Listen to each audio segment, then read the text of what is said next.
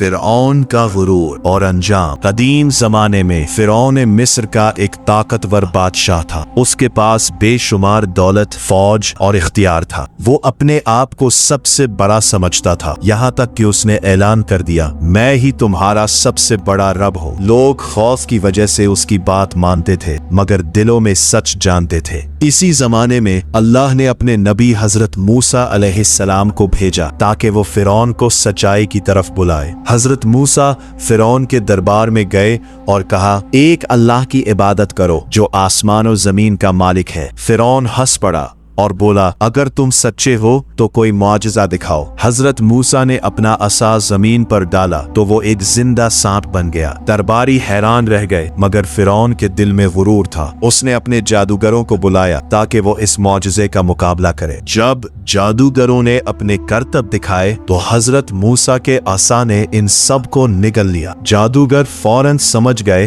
कि ये जादू नहीं बल्कि अल्लाह की कुदरत है और वो ईमान ले आए। ये देखकर फिरौन गुस्से से आग बगोला हो गया और उसने उन्हें सख्त सजा देने का हुक्म दिया। मगर सच्चाई फैलती गई और बनी इसराइल हजरत मूसा के साथ हो गए। आखिरकार अल्लाह के हुक्म से हजरत मूसा अपनी कौम को लेकर मिस्र से निकल गए और फिरौन ने अपनी फौज के साथ इनका पीछा किया। रास्ते में एक अजीम समंदर आ गया तो बनी इसराइल घबरा गए कि अब कहाँ जाए। हजरत मूसा ने अल्लाह पर भरोसा किया और अपने असा को समंदर पर मारा, जिससे समंदर दो हिस्सों में तकसीम हो गया और दरमियान में खुश्क रास्ता बन गया। सब लोग उस रास्ते से गुजर गए। जब फिरौन अपनी फौज के साथ इसी रास्ते में दाखिल हुआ तो अचानक पानी वापस आ गया। जोरदार लहरें उठे और वो अपनी फौज समेत डूबने लगा। डूबते वक्त उसे एहसास हुआ और उसने कहा, मैं उस अल्लाह पर ईमान लाता हूँ जिस पर बनी इसराइल ईमान लाए। लेकिन अब बहुत देर हो चुकी थी। इसका अंजाम दुनिया के लिए एक निशानी बन गया कि गुरूर और जुल्म का अंजाम हमेशा बुरा होता है। सबक, गुरूर इंसान को अंधा कर देता है और सच्चाई को मानने से रोक देता है, जबकि जो अल्लाह पर भरोसा करता है वो हमेशा कामयाब होता है।